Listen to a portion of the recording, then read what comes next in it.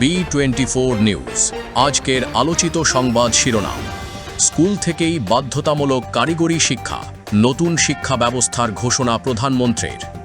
মুখস্থ বিদ্যা ও শুধু সার্টিফিকেট নির্ভর শিক্ষা ব্যবস্থা থেকে বেরিয়ে আসার আহ্বান জানিয়েছেন প্রধানমন্ত্রী তারেক রহমান। রোহিঙ্গা সংকট সমাধানে ওআইসিভুক্ত দেশগুলোর সহযোগিতা ও সমর্থন প্রত্যাশা করেছেন প্রধানমন্ত্রী তারেক রহমান। পবিত্র ঈদুল আজহা উপলক্ষে অগ্রিম ট্রেনে টিকিট বিক্রি নিয়ে জরুরি বার্তা দিয়েছে বাংলাদেশ রেলওয়ে।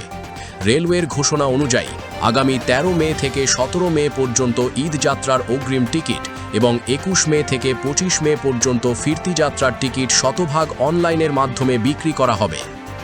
পবিত্র ঈদুল আজহা উপলক্ষে দোকান ও বিপণী বিতান খোলা রাখার নতুন সময় নির্ধারণ করেছে সরকার। নতুন সিদ্ধান্ত অনুযায়ী মঙ্গলবার ১২ মে থেকে ঈদের আগের দিন পর্যন্ত সারা দেশের মার্কেট ও ব্যবসা প্রতিষ্ঠান রাত ১০টা পর্যন্ত খোলা রাখা যাবে। ঈদে নারী যাত্রীদের স্বস্তি নিশ্চিত করতে ট্রেনে আলাদা কামরার নির্দেশ হাইকোর্টের। বাংলাদেশ ভারত সীমান্তে কাঁটাতারের বেড়া নির্মাণ ইস্যুতে কূটনৈতিক চ্যানেলে আলোচনা হবে বলে জানিয়েছেন স্বরাষ্ট্রমন্ত্রী সালাউদ্দিন আহমেদ।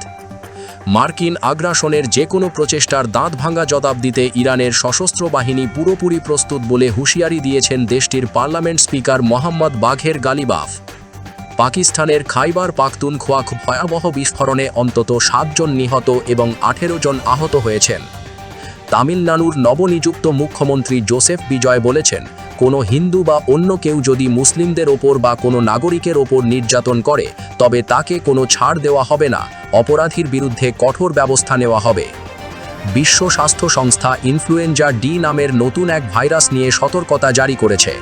এটি দ্রুত ছড়িয়ে পড়ার সক্ষমতা থাকায় সম্ভাব্য মহামারীর আশঙ্কা তৈরি হয়েছে বলে জানিয়েছে সংস্থাটি। মার্কিন প্রেসিডেন্ট ডোনাল্ড ট্রাম্প বলেছেন, ইরানের সঙ্গে চলমান যুদ্ধবিরতি এখন অত্যন্ত নাজুক অবস্থায় রয়েছে এবং এটি কার্যত লাইফ সাপোর্টে রয়েছে।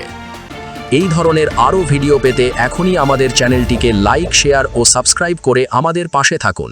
ধন্যবাদ। B24 news multimedia desk.